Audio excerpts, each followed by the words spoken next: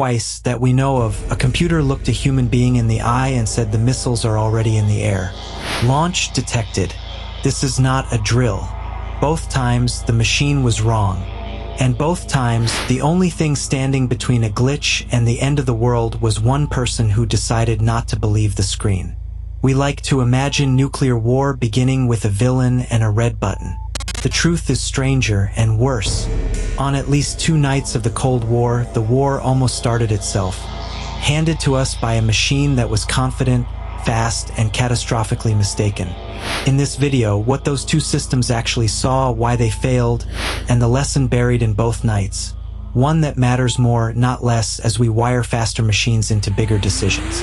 To understand how a computer nearly starts a war, you have to understand what it was built for.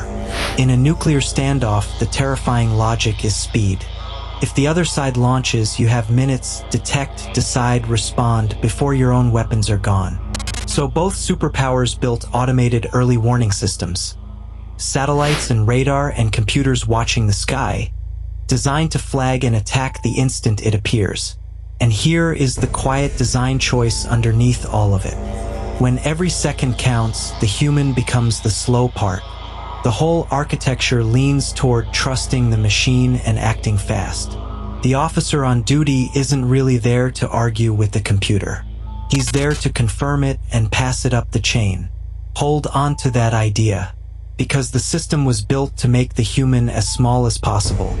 And the human is the only reason you're alive to watch this. September 1983, a Soviet early warning station watching for American launches. On duty, a lieutenant colonel named Stanislav Petrov. According to later accounts, the system suddenly lit up. It reported a missile launched from the United States. Then another. Within moments, the computer was indicating several intercontinental missiles inbound. Alarms. The highest alert. Every protocol pointed one way. Report it as a real attack. But Petrov hesitated, and the reason is the whole story. It was the number. The system showed only a handful of missiles, and that made no sense to him. By the cold logic of the era, a real American first strike would come as an overwhelming wave, hundreds of warheads at once, not 5. So either the most powerful military on Earth had decided to start a nuclear war with a token gesture, or the computer was wrong. He judged it wrong. He reported a false alarm, and he was right. The explanation pieced together afterward was almost poetic in how mundane it was. Sunlight, glinting off high-altitude clouds at an unusual angle, hitting the satellite sensors in a way the system misread as the flash of launching rockets. The machine wasn't broken. It was doing exactly what it was told, with data that happened to be wrong. Now cross to the other side of the world, and back a few years to November 1979. This time, it's the Americans. Inside NORAD, the nerve center of North American air defense, the screen suddenly showed something nobody ever wants to see. A large-scale Soviet nuclear attack, missiles rising toward the continent.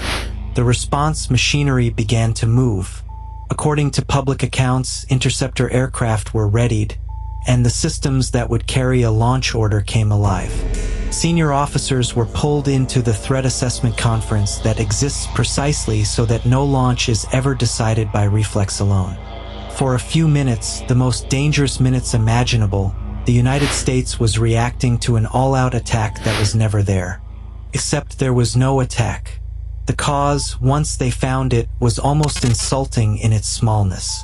A training tape, a simulation of a Soviet strike, the kind used to drill operators, had somehow been running where the live system could read it. The computers couldn't tell the difference between a rehearsal of the apocalypse and the real thing. What saved the night was that the incoming attack wasn't confirmed by the actual satellites and radar pointed at the sky. The raw reality disagreed with the screen, and someone trusted the sky over the software. If that were the only American scare, you could call it a freak accident. It wasn't. The following year, in 1980, it happened again, and the culprit this time was even harder to believe. NORAD's displays began showing incoming missiles once more. Not a clean number, but shifting, random counts of warheads. flickering onto the screens, then changing. And it didn't happen just once.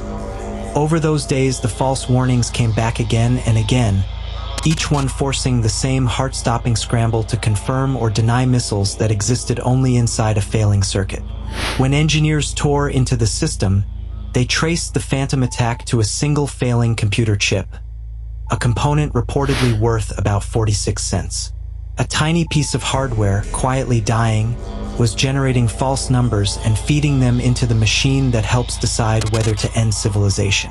Sit with that.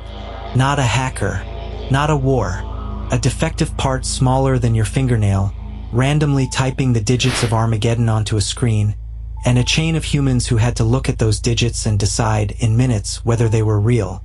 Here is the pattern that links all three nights, and it's the part the heroic version of these stories tends to miss. In every case, the machine was confident. It wasn't hedging. It wasn't flashing, maybe. It was reporting an attack with the full authority of the most advanced systems on the planet. And in every case, what stopped the launch wasn't a better machine. It was a human being who looked at a confident screen and refused to fully believe it, who waited, questioned, checked the raw sky against the software. And yet those systems were designed so that this human would barely be needed. Warning was supposed to flow toward action with as little friction as possible. The person in the loop wasn't built in as a judge. He was nearly engineered out. We didn't survive those nights because the machines were wise. We survived because, by luck, a human was still standing in the loop and chose to distrust it. 3 separate times the machines were certain, and 3 separate times that certainty was the most dangerous thing in the room. To be fair, automation cuts both ways. Machines don't panic, don't get tired, don't hold grudges. Sometimes the human is the dangerous, irrational link. That's a real argument. But there is a difference between automating a decision you can take back and automating one you can't. And that's the uncomfortable question I want to leave you with. We are, right now, handing more and more decisions to systems that act faster than we can follow, in financial markets, in weapons, in the AI tools we're racing to deploy into everything. Speed is the selling point. We have already seen a smaller version of this play out. Automated trading systems that, in seconds, have erased and rewritten fortunes faster than any person could step in, a flash crash nobody ordered and nobody could halt mid-fall. Now picture that same speed wired to something you cannot take back. And speed, every single time, means quietly removing the slow part. The human, the Petrov, the officer who trusted the sky over the screen. Those nights had an off-ramp because someone was still standing on it, with the authority and the seconds to say no to a machine. The real lesson was never that the computers failed. Computers will always sometimes be wrong. The lesson is that we keep building systems where being wrong is fast, confident, and irreversible, and where fewer and fewer humans are left with the power or the time to override them. So ask yourself about the systems we're wiring together today. Where is the off-ramp, and is anyone still standing on it? Tell me in the comments. And if this unsettled you, the story of the forgotten chatbot that fooled the very people who built it will too. That one's on screen now.